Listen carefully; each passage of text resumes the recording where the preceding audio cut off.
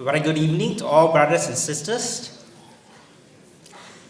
Today is actually my father's birthday, so I would like to dedicate this sharing to my dad, wishing him a happy and a healthy birthday. I'll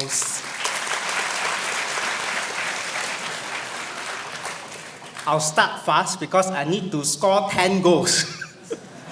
Within 20 minutes, actually I got 10 points, 10 common misconceptions in Buddhism. The first one is, are Buddhists idol worshippers? Quite often you see Buddhists actually bow down and pay respect, to the Buddha image, a huge Buddha image in Buddhist temples. But does that mean that Buddhists actually sort of worship or pray to the statue? Are Buddhist idol worshippers? Is the Buddha actually inside the image, inside the statue? What do you think? It's actually not. It's not. We do bow down, Buddhists do bow down to the Buddha image. It's only out of respect and out of reverence. So if anyone is interested to destroy the Buddha image or the Buddha statue, it doesn't matter to the good practicing Buddhists, because the spirit of Buddhism, the essence of the Buddha Dhamma is not in the Buddha image. So when Buddhists bow down, is paying respect. It's basically paying respect to the Triple Gem. The Triple Gem is actually the Buddhist gold standard, the spiritual gold standard. I think in every religion, there's always a gold standard. For instance, in Islam, the gold standard is Allah. In Christianity, the gold standard is God. So in Buddhism, the gold standard is actually the Triple Gem. So in Buddhism also, there is 3 in 1 as well. So the Triple Gem is actually the Buddha, the Dharma, and the Sangha. Buddha, the founder of Buddhism; Dharma, the things of the Buddha; and Sangha is a community of monks and nuns. So the bowing down is actually paying respect, not really to the Buddha statue. The Buddha statue is just a symbolic representations of the Triple Gem. Okay? So Buddhists are not idol worshippers. We don't worship stones. That was goal number 1. Okay. Goal number 2. Buddhism is all about Shaolin Kung Fu. I think a lot of misconceptions in Buddhism is actually because of the media. So Buddhism is not all about Shaolin Kung Fu. Buddhism emphasizes on the cultivations of the mind. The cultivation of mind, or the more common word is meditation. In fact, the entire Buddhist teachings can be summarized into just 3 points: do good, avoid evil, and purifications of the mind. And the third one is actually emphasized a lot in Buddhism: purifications of mind and meditation. So the emphasis is on cultivations of the mind, meditation, not cultivation of the Shaolin Kung Fu. Then you may ask, what is this Shaolin Kung Fu all about? Actually, Shaolin Kung Fu is actually found in a certain region in China. The place is called Shaolin. And in that particular temple, the Buddhist master were actually trying to introduce meditation. However, because of the poor physical health, all the monks in that particular temple couldn't meditate. That's why he introduced some physical exercises. But over the years, the exercises became more and more complicated and evolved into Shaolin Kung Fu. And it's only found in that particular part of China, in that particular sub-traditions. So the emphasis of Buddhism is cultivations of the mind, meditation, not the cultivations of Shaolin Kung Fu. That was goal number 2. Goal number 3, and then I can skip this. Buddhists burn paper money, joysticks, and candles for the departed ones. I'll show you pictures. I know I think majority of here are students. By the way, I'm a lecturer, I'm students friendly. I'll show more pictures rather than text. I know students hate text. They have enough of lectures. Have you come across this? A lot of Chinese during the so-called the Hungry Ghost Festival, during the 7th lunar month. This is March, this is not the 7th month, so there won't be any ghosts around. If you follow the Chinese belief. So you see a lot of Chinese, they burn paper monies. And these days, not only paper monies, the burning become very sophisticated. You can burn candles, joysticks. These are paper monies. You can even burn cigarettes. And these days you can burn smartphones, DVD player, CD player, phone, and so on and so forth. This is very, very common, especially in the Chinese community. I would like to highlight over here that this is not Buddhist practice. This is not Buddhist practice. This is actually part of the Taoist practice. In Malaysia, actually the Buddhist practice, the Chinese belief and practice is influenced by three big traditions: Buddhism, Taoism, and Confucianism. So the burning all these things is actually not part of the Buddhist belief. The Buddhist way of trying to reach out to the departed ones actually is encouraged to do a lot of meritorious actions, do good works, and just remember the departed ones. So burning all these are not part of Buddhist practice. Fourth goal. Are all Buddhists vegetarians? What do you think? Those of you think that all Buddhists are vegetarians, hands up. Okay. Those who think, no, not all Buddhists are vegetarians. Okay, she's right. You have at least one Buddhist here is not vegetarian. I'm not a vegetarian. Actually, there are common misconceptions. Not all Buddhists are vegetarians. But however, it's highly encouraged because the Buddha emphasized a lot on the practice of compassion. So it's highly recommended. It's a personal choice. Buddhists are vegetarians. But in Buddhism also, there are several traditions. There's one particular tradition, the higher traditions, which is practiced in countries such as China, Taiwan, and that particular tradition emphasize more on the practice of vegetarianism. Buddhism is for the old and uneducated ones. Is it true or what? I'm quite young, isn't it? Okay, this is not true, definitely not true. So I'll show you some of the famous people who are actually Buddhist. So Buddhists are not old and uneducated people. Richard Gere is a Buddhist. Yeah? He's a good friend of the Dalai Lama. Jet Li is a Buddhist, and he used a lot of film productions to promote Buddhism. Orlando Bloom, who stars in Lord of the Rings, and the bottom one is Pirates of Caribbean. He's a Buddhist. Keanu Reeves, who stars in Matrix and Little Buddha. He's a Buddhist. The author of Emotional Intelligence, Daniel Goleman, he's influenced a lot by the Buddhist teachings. He also written another book, Destructive Emotions, also by Daniel Goleman, and it's actually descriptions of the dialogue between the Dalai Lama and all the psychologists, neuroscientists. So Buddhism is not only for the old and uneducated ones. Buddhists are superstitious and unscientific. This one is related to the goal number 5. Is it true? Definitely not. In fact, Albert Einstein, the Nobel Prize winner, he said, if there is any religion that would cope with modern scientific needs, it would be Buddhism. And it's true that a lot of things mentioned in the Buddhist scripture has been actually validated by scientific studies.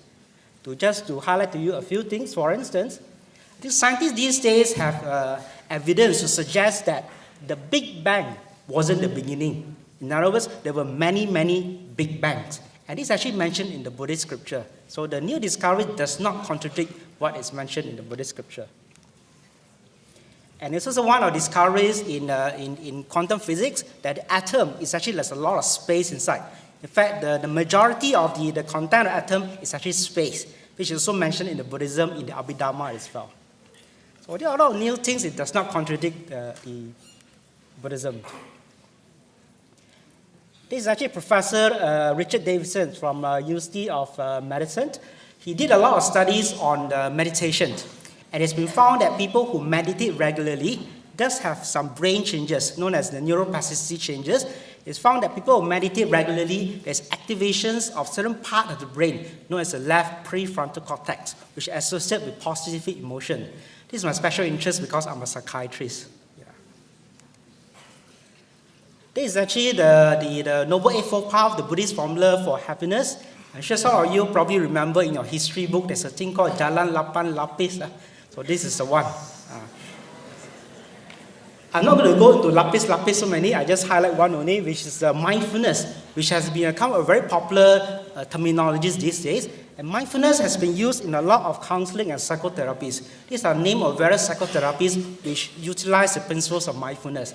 And at the UC level in UC Putra, I'm actually doing research on this mindfulness.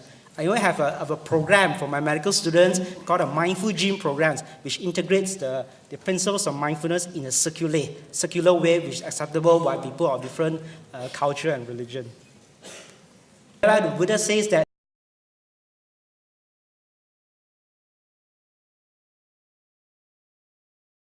the Buddha says that do not believe in anything simply because you have heard it. Do not believe in anything simply because it's spoken and rumored by many. Do not believe in anything simply because it's found written in your religious books, including Buddhist books and texts. Do not believe in anything merely on the authority of your teachers and elders. Do not believe in traditions because they have been handed down for many generations. But after observations and analysis, when you find that anything agrees with reason and is conducive to the good and benefit of one and all, then only you accept it. This is truly in the spirit of scientific inquiry. Do not simply accept anything, even if the Buddha's words or the things mentioned in the Buddhist scriptures. So this is truly scientific in spirit. 7. Do monks ask for money and sell things in Pasar Malam? Have you come across Pasar Malam monks? Pasar Malam monks. They sell a lot of things. They sell accessories. Some monks sell accessories. They also sell a lot of amulets and all sorts of things. Okay, true Buddhist monks don't do that. True Buddhist monks don't do that. Well, it's true that Buddhist monks do beg for food, and it's found in, especially in Buddhist countries like Thailand and Laos. In fact, in Malaysia, in Taiping, some Buddhist monks are still doing that, but they only accept food. Except food, that's all. And it's only in the morning. You can have a Pasar Pagi monk. Possible to have a Pasar Pagi monk just asking for food, but it's impossible to have a Pasar Malam monk selling all sorts of accessories, amulets, and all those things. So those are not proper Buddhist monks. They are bogus monks. Yeah? So this is in the Brickfields Mahavihara. In Brickfields, there's a huge temple. So a lot of devotees do offer food, robes and so on, but not money. We don't offer money directly to monks. 8. Do Buddhists pray to ancestors? This is probably familiar, especially to those Buddhists. Buddhists do honor and respect the ancestors. We don't really pray to them. We don't believe that our ancestors are inside the joss stick or inside the candles or inside the stone. No, it's only out of respect. Buddhists do pay respect to ancestors. And Buddhists don't beg for empat ekor. You don't beg for numbers, you know. So offering of food, candles is acceptable, but not offering and animal sacrifices is not acceptable, because Buddhism emphasizes a lot of compassion. So the sacrificing pigs or chickens or ducks, that's not acceptable. That's not part of Buddhist practice. Number 9. This one is interesting. Have you seen the hantu Cina? Do Buddhist priests give yellow paper amulet to chase away ghosts? You watch a lot of movies, especially in the Hong Kong movies, you see these hantu Cina ghosts, and then you see some priests misperceived to be Buddhist priests, to be doing some mumbling, some chanting, and then they paste this yellow amulet, and the ghost will freeze. And sometimes the chanting sounds like Buddhist chanting. Actually not. This is not a Buddhist priest. This is not a Buddhist practice. But Buddhists do believe in ghosts. Buddhists do believe in ghosts, but not like this. This is Chinese ghosts. And Buddhists believe that ghosts are round the clock, round the month, round the year. They don't only exist during the 7 lunar month, which is part of the Chinese belief. The earliest texts I'll show you are burning paper, money, all those things. The Chinese believe that it's only lunar month, but Buddhists don't believe that. So they could be around you. There's an empty seat over there. And from a Buddhist perspective, there are Chinese ghosts, there are Indian ghosts, there are Malay ghosts. They are everywhere, including right. And ghosts are not harmful. From a Buddhist perspective, they are not harmful. In fact, some of them can be quite helpful. They may help you in your exam.